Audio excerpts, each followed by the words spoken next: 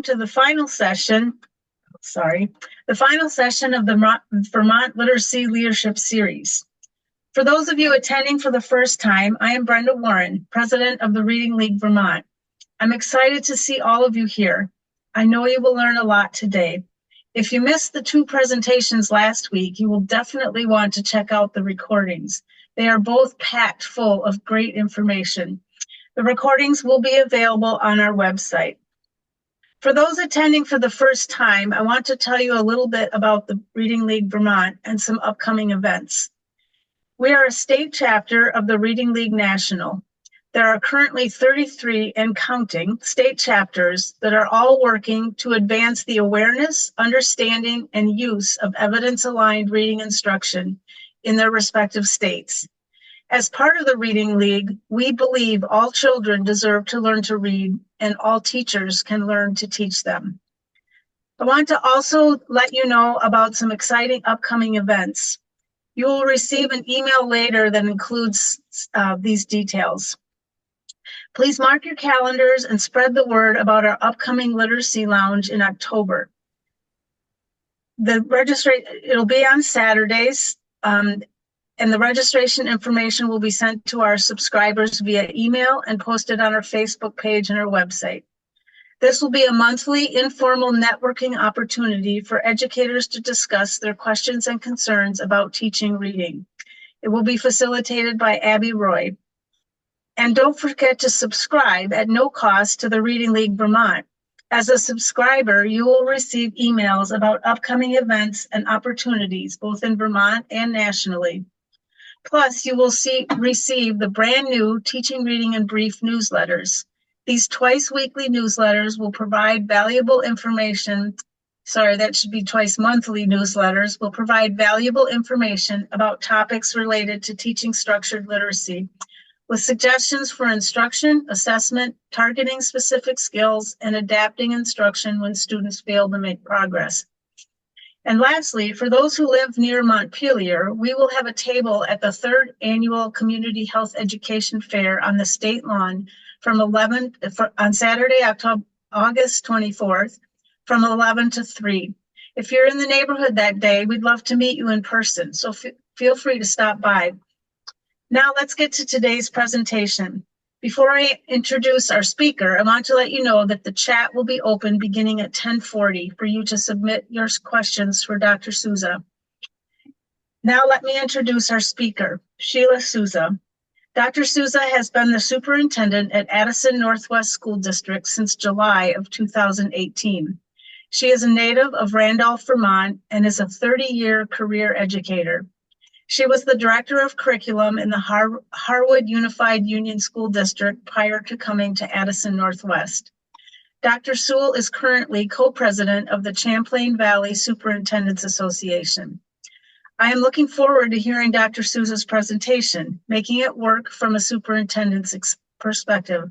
And now I'll turn it over to you, Sheila.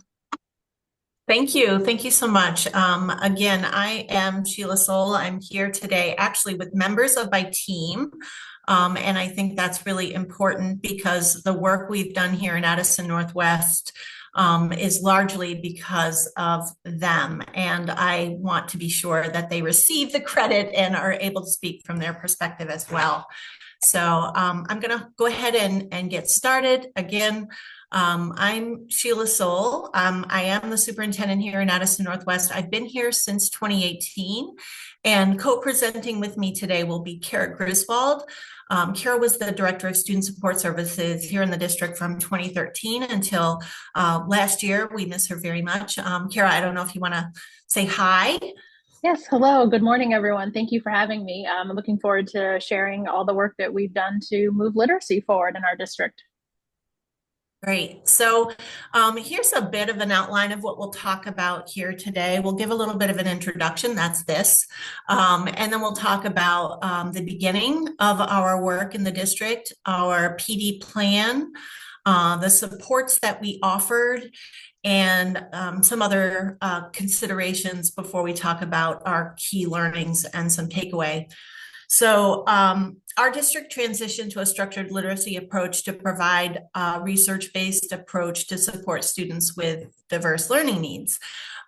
This shift helped to ensure that all students would receive systematic and explicit instruction in reading, writing, and language skills. And as we know, we're all here on the call, structured literacy has been shown to be effective in improving literacy outcomes for all students, including those who struggle with reading. And I think that that is a really important statement because it's not just for those who struggle in reading. I think it's really important to remember that it's a shaky foundation for all students to not have this foundation. A lot of our kids come into school, they already read, but they may struggle later on without this explicit instruction to expand their skills once the comprehension gets more difficult and other things. So this explicit instruction is for all learners, not just those who may struggle with reading.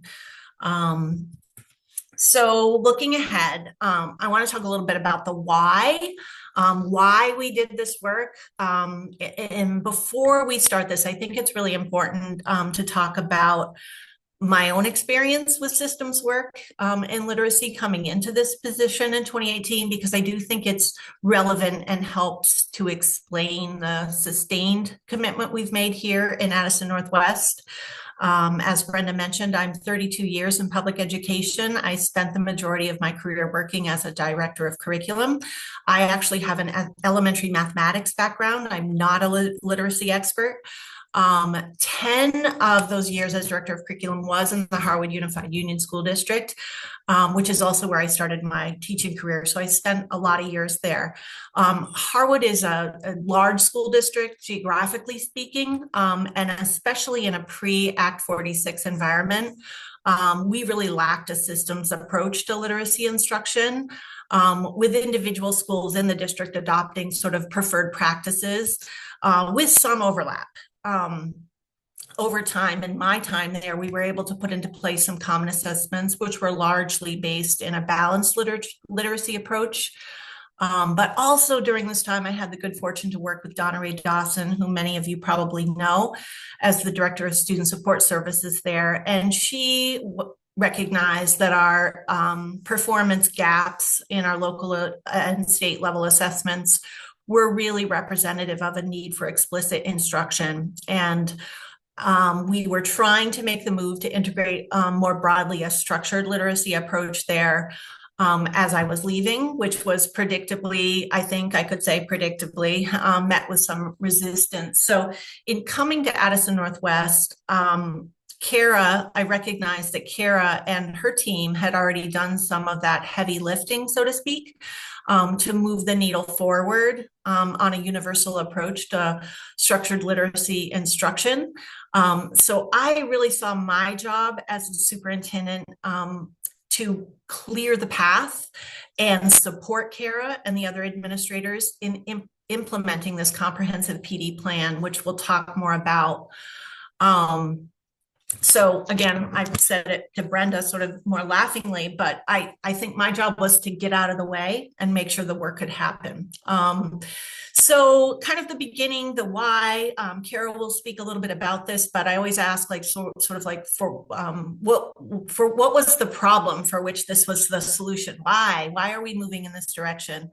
And this data that's referenced here on the slide is a representative sample of what we were seeing at grade level. So free and reduced lunch students were 66% below proficiency. Non-free and reduced lunch were 50% below proficiency in reading, state level reading assessment. And we saw boys as compared to girls performing more poorly. So I think the identified issue, the problem, was the lack of a consistent scope and sequence and no real common resources or programs in use across the districts. I think there was some foundations in use and some local assessments that were being used, but not really a district-wide approach to this. So That was kind of the state of the state at the time. And then I'll let Kara kind of speak to where we went next. Yeah, so I attended a training in the middle of the state somewhere. I can't remember the location. It was like a large barn. And Michaela Martin and Andrea Watson were presenting the work that Williamstown area had done around moving the needle to change their literacy results. And sitting there listening to that, I was like, oh my goodness, like our profiles are very similar. Like we could be doing the same thing. And I was fortunate that the special ed staff that I had been working with the last few years had already jumped on the bandwagon of structured literacy and had already taken courses through the Stern Center using the OG approach. And we're really seeing phenomenal results with students with differing abilities and really changing their outcomes.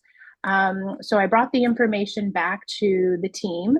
And the current director of curriculum at that time, the current superintendent at that time, and the principals all really thought it was a great idea. So we worked with Stern to map out an approach for over 5 years on how we could train all of our K through 4, K through 6 staff and all of the special ed staff, pre-K through 12, to implement structured literacy approaches across the district. So it would be a unified front to really change our reading outcomes for students. And my personal background was teaching special ed, so kind of a passionate piece there. And so this was largely our plan, and started in the 2019-2020 school year. Of course, we did not realize that COVID was also going to happen during the 2019-2020 school year. But nevertheless, we persisted in our effort. And in the beginning, we worked to train our K through second grade teachers using our early release days and other time. We also trained our central office directors at that time. And then in the next year, we expanded that, again, working with Stern on all of our professional development days to train third through sixth grade teachers, and started some real intensive principal support at that time. So all of our teachers took Orton Gillingham for classroom educators. We also targeted some key support staff who would be, responsible for supporting literacy instruction day in and day out. And then using our literacy coaches in the district, we started to lay out some expectations around lessons and, the scope and sequence. And those outlines were shared. And then, teachers were supported in being accountable to those plans.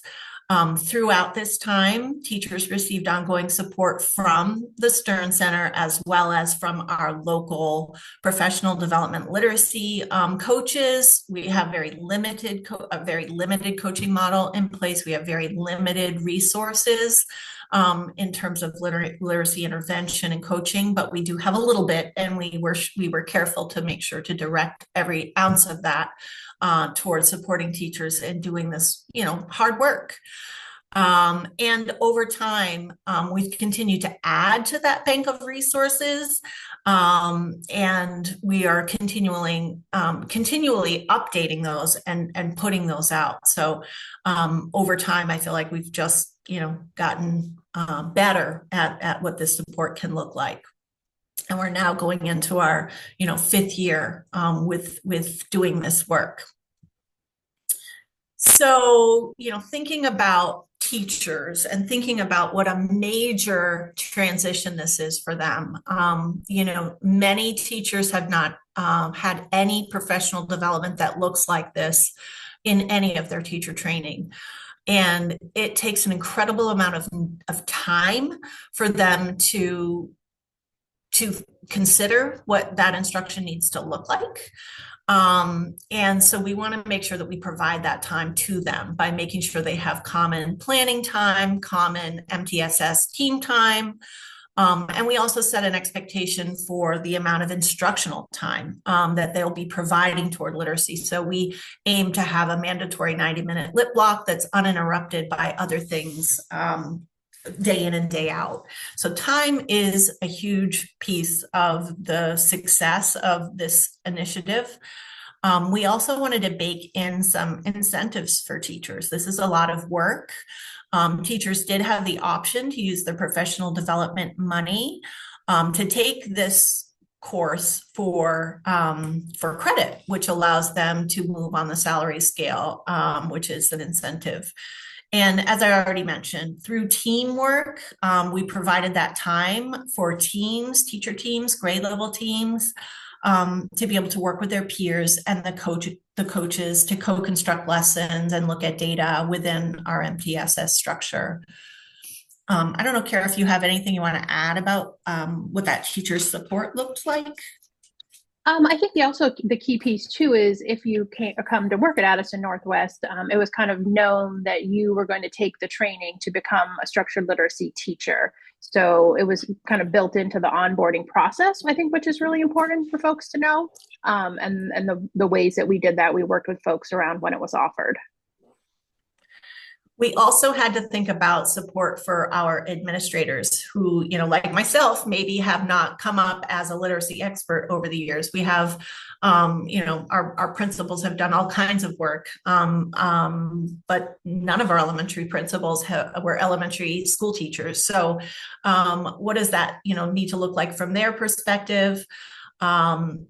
And we made time for them with coaching and support through Stern to do walkthroughs and think about that sort of systems implementation and what that would look like. So there's always time provided for our school leaders to work with experts in terms of what the instructional elements need to look like.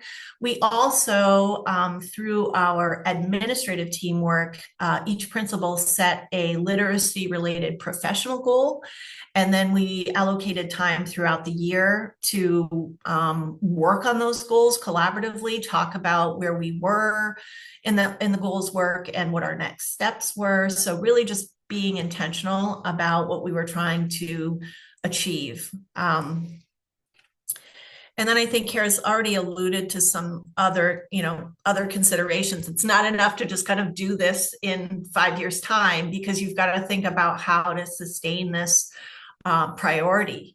Over time, we have had 65% of our elementary teachers are new at the elementary level. That's a lot of turnover. So we've had to think about, you know, how do we kind of, you know, make sure that they are getting the same training and the same level of support that their peers had over time. So that plan for turnover really needs to be intentional. And then the coaching is intentional. They can't just learn it. They've got to have that support in transferring it into their instruction. So coaching is really key. And then, as I mentioned before, we have, I don't know if I can get here. Yeah, we have continued to develop a resource library. Our coaches do a ton of work on this and keep it up to date. And this is a go-to resource guide with scope and sequence and lesson expectations and so forth, that's in our district for teachers to use. So that's become a very critical resource for our staff as well. Let's see. Thinking about our results and our key learning and sort of our takeaway. You know, this isn't something that you do and then see instant results in your state level data. Let's see if I can get to that first. We're not seeing results in our state level data, not yet. And that's okay, because it kind of goes back to my point of what we are trying to accomplish is to build a really strong foundation from which to build. And I do think that over time, we'll see more transfer and more of a relationship between this work and our state level data. But as you know, I mean, the SBAC or the VTCAP is testing, sort of different things than that direct Orton Gillingham instruction is providing. So it will take time to see this showing up in our data. We have seen positive outcomes in our intervention. This is some look at our local assessment data in fall and in spring over the course of 1 year. And you can see that the blue line is our students who are receiving support through our MTSS structure, and the green is all students. So you're seeing that achievement gap and the trajectory of that achievement gap beginning to close. So that's really promising. But I think the work that the data point that excites me the most is in looking at the referrals for a specific learning disability in literacy. I think this is the beginning of a trend. I'm hopeful that it's the beginning of a trend. But you can see that in 2019, 22% of our referrals were for SLD and literacy, and last year that was down to 9%. So that feels really significant to me. If this means that fewer students are being identified as having a disability in literacy, I think we're doing the right work. Kara, do you want to say anything else about the data or about those referrals? No, I think your point is very well taken, that it's really reducing the numbers at the earlier levels. And as we all know from reading the research, kids can be misidentified as a learning disability in one of the basic skill areas of reading if they aren't taught appropriate reading skills. So I think we're just seeing how their needs are getting met at the universal level. So they're not being referred for special education services, which is great. Let's see. Yeah, I think I would invite, we have a couple of other folks on the call. This has really been a team effort. And I think one of our elementary principals, Matt DeBlois, is on the line. I think also our director of learning, Gabe Hamilton, is on the line. So I might invite them to come off mute and add anything from their perspective that's relevant to our work here. Do you want me to go first, Gabe?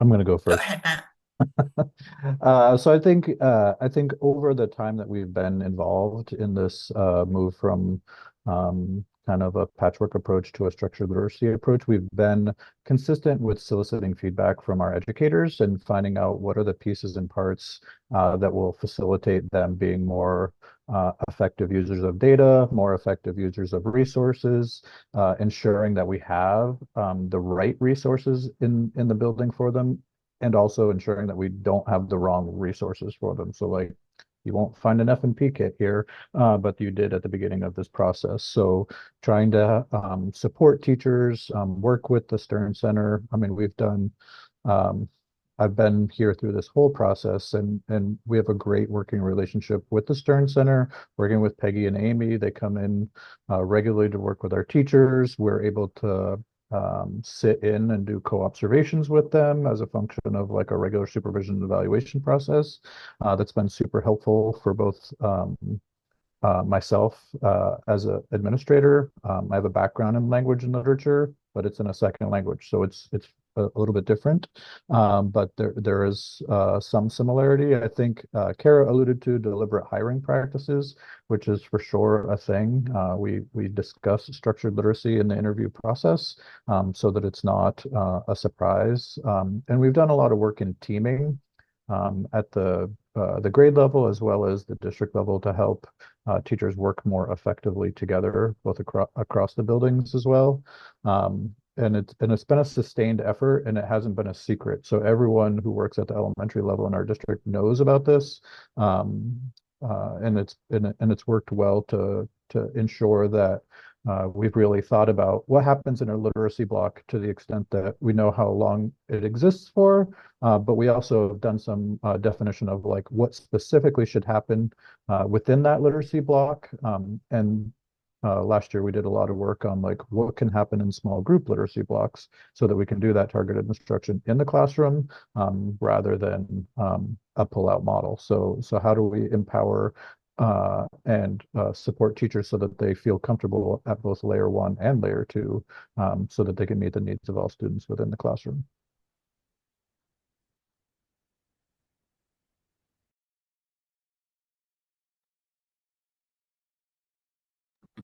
Gabe, do you want to add anything from your perspective?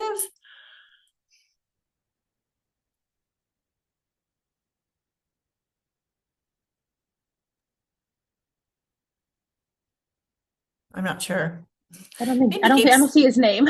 Maybe he's not on the call. Well, I think I guess if I could add just a little bit more, I mean, I think sure.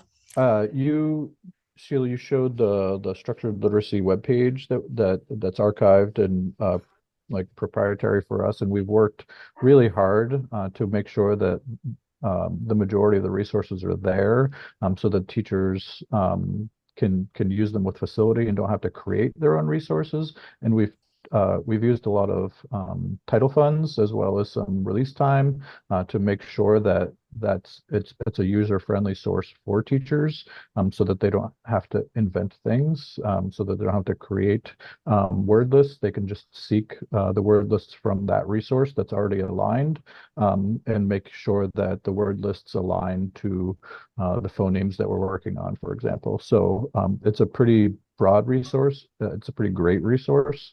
And all the teachers that we brought on the last couple of years to do this have been amazed by its both facility of use as well as breadth of use to make sure we're meeting all kids' needs. And I'll say like the one significant change in my time as a principal here is when a kid goes from a pullout service, should they have a pullout service as part of an IEP, and they or for any other reason they come back into the room, there's a ubiquity of language that exists and a consistency of language so that they so that everyone understands kind of the same lexicon, which did not exist before when we used more of a patchwork approach. And I think to piggyback that, Matt, it's across the district, which is great. You can go to either elementary school, you can go to the middle school, and the language is still the same for folks, especially for students as they cross between schools and grade levels.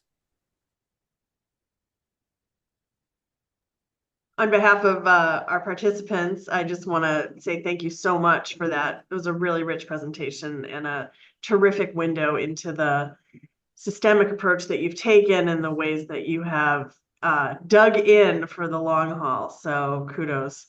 My name is Lori Quinn. I'm the Stern Center president and also a member of the Vermont Reading League. And I am here to facilitate questions that folks have for our presenters today. There's one here I'd like to share. What are your thoughts about training teachers to increase their knowledge of the foundations of English, such as training in letters, versus training teachers in specific programs? So general knowledge versus specific programs. Thoughts on that from anybody? So that's why we went with the Orton Gillingham approach, because it teaches teachers the foundations of how reading and literacy is taught, and it's not a program. The teachers have to gain very detailed, specific skills in how to be a teacher of reading. That's why we didn't go with a program approach, because before we were using foundations, not implemented well. We were using foundations. That was the K2 curriculum. And it wasn't being implemented with fidelity, and folks didn't really know what it meant. They didn't know what a phoneme really was, or what is a diagraph, what are the 6 syllable types. So by going through the structured literacy training, or the OG approach to teaching literacy in the general education classroom, they became teachers of literacy. So then you don't need a program. You can actually use the approach to build your lessons on a daily basis. Thank you, Kara. That's helpful to a second question here, which is what is being used after F&P was stopped, wondering what is out there. So I think you've answered that in part by saying it's really using the Orton Gillingham approach rather than a specific program, but perhaps you could speak to what's happening in classrooms in terms of foundations now or other curricula. Yeah, I mean, I would say that's why that website and those banks of resources are so critically important, because that has become essentially the curriculum, right? That's the place where we go to. That's where all of the resources are shared. We've also recently purchased Fish Tank, and I don't know, Matt, if you can offer anything specific about Fish Tank, but that's another resource that we'll be using going forward. We piloted that last year, and we'll be moving that into full implementation this year. Yeah, so I can just add a little bit. We do use the beginning of the year, middle of the year, and end of the year OG assessment that we implemented either last year or the year before. I think it was the year before, because we realized that that data was too spread out. So this past year, we had all of our teachers work on an unsupported spelling assessment based on like the spelling pattern that they were working on at that point in time, called an SOS. And so we've worked on systems to like archive that data and understand how to make instructional corrections or adjustments based on that student data on a weekly basis, or at least on a more frequent basis, bi-weekly. Relatedly, one of the pieces of feedback from our teachers was that we needed a little bit more comprehension use. So we use Fish Tank as an online resource, and we piloted 2 units last year, and we're pushing more just to have a more comprehensive reading comprehension and writing component to it. And that's all been teacher decisions around like what units those are, how they pair in with some of the other subjects. I don't know if anyone's familiar with Fish Tank, but it's largely aligned with a lot of the work that you might do in science and social studies as well, and really making sure that we're careful not to overload teachers' plates, and make sure that there's some dovetailing between writing, reading comprehension, and some of those other subjects, because there's a finite amount of time in the day, especially when you implement with fidelity the 90-minute literacy block and the 75-minute math block. So that's really helpful, Matt, in terms of a question we had about district level assessments, and building on that, looking for more about the specific assessments you're using. You gave us a pretty nice overview there. Is there anything else you would add, anybody, about assessments that have helped you in this process? I mean, we continue to have national screeners because these are relatively locally developed. So we still use FAST, different elements of the FAST kind of suite. And we like to compare those and find out how they're doing. As Sheila alluded to with the like VTCAP, there's not a one-to-one correspondence between the instructional approach of OG and necessarily what's on that, which is where we identified things like Fish Tank, as we need to do more reading comp as a function of that to ensure that we have a robust approach. And we've included some additional read alouds to make sure that teachers have time in their schedule apart from that 90 minutes to do that. And we've kind of folded in some anti-bias, anti-racist work into that, and have teachers that work on that to select those to make sure that the materials in our classroom are reflective of the kind of community we want to support. That's great. Thank you. Another question from a participant: is the district getting support for this effort from Title II? We're using our Title II funds to help pay for some of the professional development. Again, if teachers are taking this for credit, we don't use Title II for that. They use their professional development funds, but yes, we are able to use our Title funds for that, and for some of the for getting some of the resources as well. So yeah, we are using our grant funds. I wish Gabe was on the call, because he could tell more specifically and strategically how he's able to do that. And certainly if anyone has specific questions, they can follow up, and we'll be happy to share our strategies with you. Appreciate our that. grant strategies. That's great. Question for you, Sheila, about the goals that you mentioned as part of principal goal setting. What were a couple of the most powerful and relevant goals that your principals set as you moved the literacy work forward together? Yeah, one of the great things about working in Vermont is that, like, I see so many familiar faces on this call. I think that was a Chris Dodge question, and Chris and I had the benefit of working together. So I miss you, Chris. One of the things I really encouraged the principals to do was to get really specific with those goals.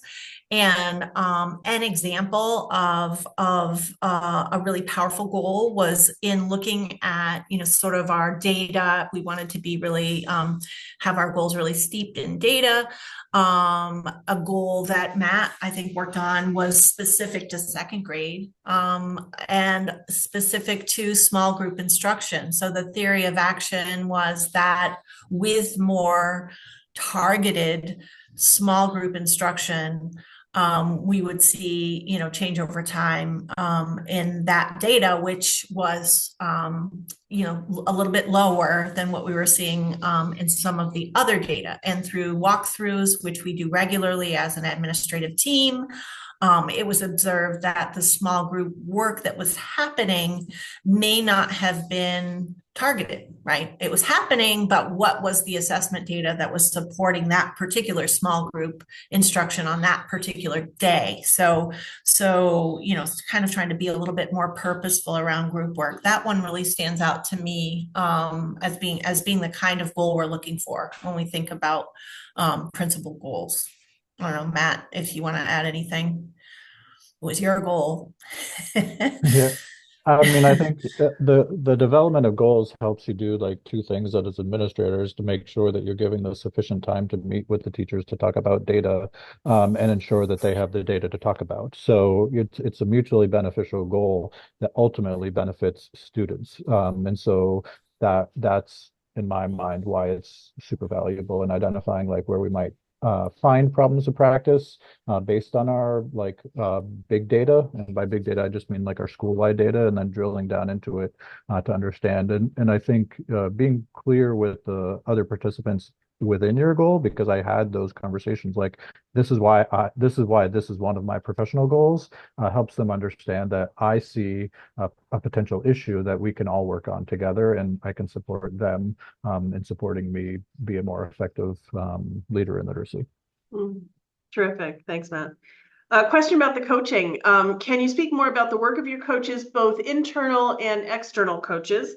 How do they work with teachers, and what have you seen as a result of that work? How did you build a coaching culture in your schools? So lots of layers there. Any way you want to get into it is great with us. I mean, I certainly regularly over the last several years, Peggy Price has been coming to our schools and providing that level of coaching and support for teachers through training, through walkthroughs, through instructional support, and through leadership support. So there's that level of coaching, and then there's the day-to-day coaching. We have a position. We have a coach at the elementary level to share, across the district, which we're not a huge district. We have, 840 students across 3 campuses. I think one of the areas where we're working to improve that culture of coaching is through, that access to the coach. It's been slightly sort of more optional, like I'm over here, let me know if you need anything, versus really purposeful and direct.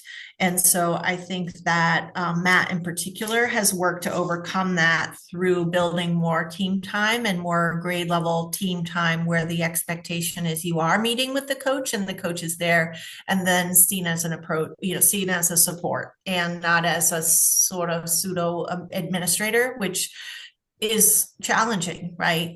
So I'd say that notion is a little bit of a barrier, right? That the coach is somehow going to be the informant to tell the principal of things that aren't happening, and that's not the case, right? Our coaches are there. Our coach is there to, to be a support, to listen to the teacher, and then therefore develop those resources. And I think that that's been huge too, because the resource development was an expressed need and then therefore met by the coach. So that builds that, trust and collegiality around this being a team effort. So again, Matt, I don't know what you want to add. Yeah, I mean, I think just the expectation around the practicum and the work that teachers do around the practicum has built a lot of capacity within our staff, within our teaching staff, to have a deeper understanding of like what an effective literacy lesson looks like, because Sheila alluded to us hiring 65% of our staff. There aren't a lot of good teacher training programs that are doing a banger job with this. So we feel responsibility to do that so that our students have the advantage, and it really builds kind of collegiality among the grade level teachers who are doing it concurrently. And there is that expectation that we have a literacy meeting periodically, and that is in addition to like an MTSS meeting. So there's a universal understanding that we're taking data regularly. We're using the data at the classroom level and at the school level to make sure that our kids are getting what they need to be successful. Thank you. I have a question here that I think is a fairly broad one, so I'm going to read you the scenario and see how you'd like to approach it. The question is, how would one approach a system that's in a patchwork approach currently, I presume, utilizing reading interventionists as special ed instructors and inclusion because all funds are bunched together and materials are varied and scattered throughout the district? I'll stop there. There's more to the question, which you're welcome to read, but just to give you a sense of, in that fragmented environment that's being described, what advice would you have for setting a direction and beginning the change process? Yeah, I mean, I think that probably describes a lot of systems, because we never just start on day one. We're always in transition from something to something, right? But I'd say, from my vantage point, your administrative team developing a theory of action for the work in general would be a really good starting spot. What are you trying to do, and what specifically does that look like? What resources are in support of that goal, that vision? What resources are possibly not serving that vision or that goal? And, how do you get more cohesive around what you do have, even if it's limited? And that could help you just be a little bit more efficient and purposeful with the strategies. And that would be, I think, a good first step. And I think this could also speak to sort of Kara and her team, sort of initially to say, like, how are we going to get started on this? And to a certain extent, they drew a line in the sand and stepped over it, right? So to speak, like, despite where we've been, boom, this is where we're going. And we're going to start with this seminal, foundational learning experience for everyone, and then build from there. So that's, another approach. Kara, anything you want to add there? Yeah, I mean, that's essentially like when you read the scenario, I was like, oh, that was us in 2018. But like Sheila said, we worked as a team and we said, okay, what can we do? What 2 or 3 things each year are we going to do to move this along? What's our end goal? We kind of knew what our end goal wanted to be. We want all kids to read, to be leaving 4th grade reading at grade level. Like, that's our ultimate goal. But how do we get there? So, using a universal design, backing it up, the theory of action, and just starting and taking it little bite size at a time. I mean, I would love to change the whole world at once, but it's not going to happen. So what little bites can we do each year to move in the right direction for all our students? Great, thank you. Question about optimizing teaching time and minimizing the time used on assessments. How have you done that? I think largely by setting the expectation for the 90-minute uninterrupted literacy block, right? and the 75-minute math block. Those are two pretty big shifts, and there's some pain points there, right? It means teachers have to give up,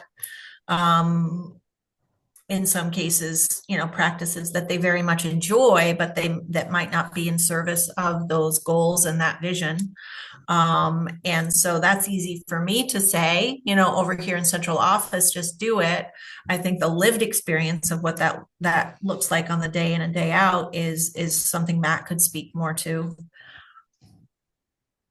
Yeah, I mean, I think when we articulated the why about why these shifts were happening, it was pretty easy for teachers to see. It was pretty well known, for example, that like we had no consistent spelling program when I started here. So we would, I was pretty consistent when saying like we can't spend the first 4 weeks teaching which spelling program we're going to do because they're all different. They're not good or bad. They're just all different. So we're losing 4 weeks of instruction to teach students how the spelling program works. So being really clear with the why with teachers was pretty helpful, and helping them understand that like there is some loss of instruction. I think I think that Andy Capes, who was the principal at Ferrisburg, kind of at the beginning of this, talks about like the Grecian urn and giving up that project that kids all love, kids all remember, and frankly doesn't necessarily lead to changing any outcomes. So being pretty deliberate with our conversations with teachers about like why we're doing the things we're doing, and it's not just arbitrary, has been helpful. And I guess I'm going to answer the next question because I'm reading the chat too about not too much testing. I mean, I think we're doing the SOS anyway, like sorry, my camera's been off most of the time. So we do the SOS anyway. So we wanted more regular data with students, but we didn't want teachers to have to take more regular data.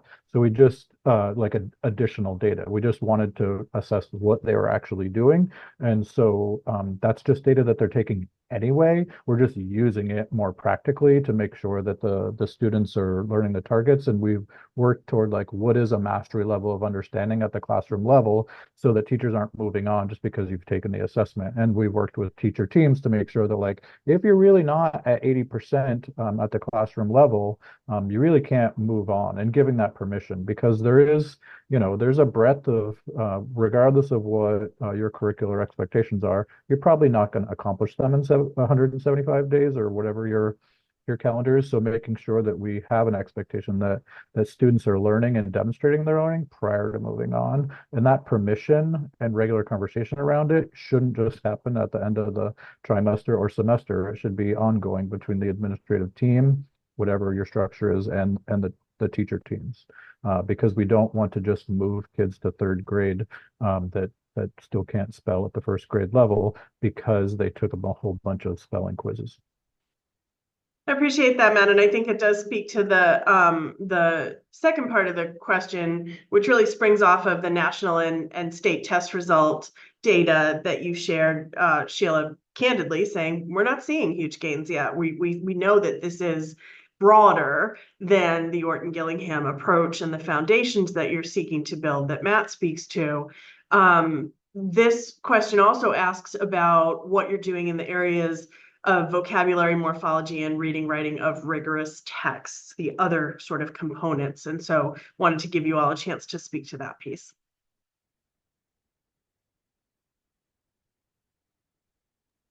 I think we're starting to expand on those other pieces. I think in the beginning, just transitioning to the SOGI approach was a very heavy lift, and really sort of giving teachers the time to focus on that was important, because if you try to do everything all at once, nothing's going to get done very well.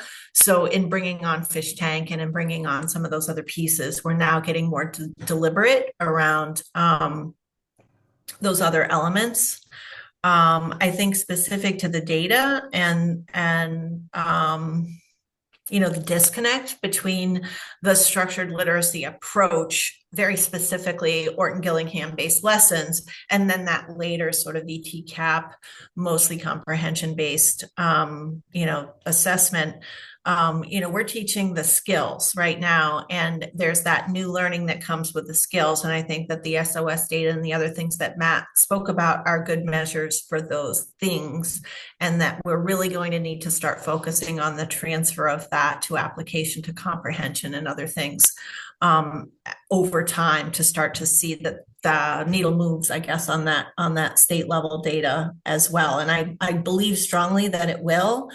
And I think the beautiful thing about that is that the foundation will be very solid and not shaky with lots and lots of holes, right? Students are going to come into being able to build on this platform that's just very strong and stable. So I'm very hopeful that we will see change over time on those other scores. Yeah, I'm struck by I think it's courageous to be willing to say we're building a foundation, we're playing the long game. Education is full of impatience for the quick fix, but we didn't get into this place of literacy levels quickly. And I think it serves us all to remember that. I would also note that the Orton Gillingham approach certainly does not neglect vocabulary, writing, morphology. These things are all part of the approach. And just because we are partners in this work, I know that your professional learning for teachers has also included all of that in the scope and sequence work. There's a question here about the literacy resources and the tremendous trove of resources that you built for the district. My understanding is that that's an in-district resource. Am I correct in that? And so the question it is an in-district resource. It's something that's kind of personal to our teachers and our coaches and the work they do together. So it's very specific to our district and our work. So it's not something we would necessarily publish, for others' use, but we'd be happy to share sort of pieces and parts of it as a representation or a model from which to build your own work. And I think that that's a really important piece. I think when you build something together, it represents a lot of shared learning, and that there's value in going through that process together with your teacher teams. But we'd be happy to share sort of the framework for it so you have some idea of what it includes. That's great. Can anybody think of an insight that came up as you were actually doing that building work together? I think your point's well made that the process itself can result in some new aha moments about how things are going or where there might be gaps. Does anything come to mind for any of y'all about how that resource came together and what you learned from building it?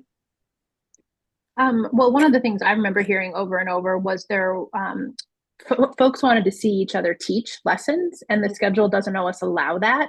So one of the literacy coaches, well, what about if we make, and I think Peggy actually suggested this too, what about if we do video libraries of our own teachers modeling exemplar lessons, and they could watch each other this way and grow? And that has been huge. I know many new teachers that have come on that maybe don't start their OG training until October when the course starts, but that's a month into school. How do I get ready? They're watching the video resources that are on our site, and they're able to kind of get up to par to at least get going until they get into their coursework, which is a great resource. Yeah, love that as an aha moment, right? Oh, we could show each other our stuff. Yeah, using a little technology help. I can imagine also incredibly helpful to brand new teachers, right? It's just that initial ramp up. Being able to observe colleagues in action doing good work. That's cool. Other questions from our participant group are welcome if you have them, or other comments that our presenters would like to make about areas we maybe haven't touched on yet in your experience. I guess I would just underscore the comment that you also just made, Lori, in that you've got to be patient, right? You said it takes courage to sort of suspend that expectation that this is going to lead to something very concrete on your state level scores. I think what we're doing is the right thing to do for students. And I think, like I said, that over time that's going to show up. But there is kind of impatience, I think, all around. Like people are like, oh, reading again. You know, when are we going to hear? When are we going to focus on math? Or when are we going to hear more about? You know, and it's not like we're not doing those things, but this remains our top priority, and I think rightfully so. And yeah, and that's just an important thing for us to continually share, you know, whether it's the board or for our staff, you know, sort of saying this again, which, you know, they don't, but that could be a perception that others may have. And so just to kind of be prepared for that. Yeah. Well, yeah, and here's I think a thoughtful question that's related. Do you see an impact on students' attitudes toward reading or toward school generally, right? In terms of that affective dimension. How's that part been going? Matt, I don't know if you want to speak from the student perspective. I'd say for our students now, it's all they've ever had. So it's not like a before and an after. But Matt, I don't know. Do you see students It's hard. differently now? I guess it's hard to draw a straight line from one to the other because it's not the only thing that we have cooking. We transitioned like a smaller elementary school here at the same time and had COVID for a couple of years. So Yeah, just a few factors happening, right? So it's I mean, I think kids understand what's expected in class. Do you know what I mean? So from a certain level of understanding, they know what's going to happen next year. They know that their teachers talk to each other. And although they're in third grade, they might not be jumping right to, and they don't necessarily know this, like the third grade scope and sequel, because maybe they have a couple lessons to complete from the second grade scope and sequence. So it's really created a lot of conversation. I think it's facilitated a lot of understanding by kids. I will say, like, we systemically in this building anyway are going to move toward like structured literacy because OG is part of literacy, but it's not everything in a general sense. So we're just trying to use that language with kids and families from here on out. But I don't know. I mean, there are some kids who struggle with handwriting, who would struggle with handwriting regardless of what we were doing. So I don't know. I don't know that they're like Sheila said, they don't know any different. And I guess from my perspective, like I'm hopeful that we start to see those gains on the state level testing because the kids have always had it. And there'll be, you know, our third, fourth, and fifth graders will have had a more robust experience. It's interesting, like thinking about the morphology question from earlier, because it might not manifest until they get to, you know, high school level science classes where their teachers are like, I don't know why those kids get this vocabulary when it's all, you know, Latin and Greek roots, but that might be where it shows up, but it's not necessarily going to show up on a VTCAP for ELA in 10th grade or 9th, whenever. I've been out of high school for a while, so yeah. Right, you've been out of high school for a while perhaps, but not so long that you don't remember what it looks like when that knowledge isn't there, right? Yeah. Well, this is a good time to say a big thank you to our presenters. Brenda, is there anything that you would like to add as our Vermont Reading League president before we sign off? No, I'd just like to again thank Dr. Sewell and our prior two presenters also for giving us such great information.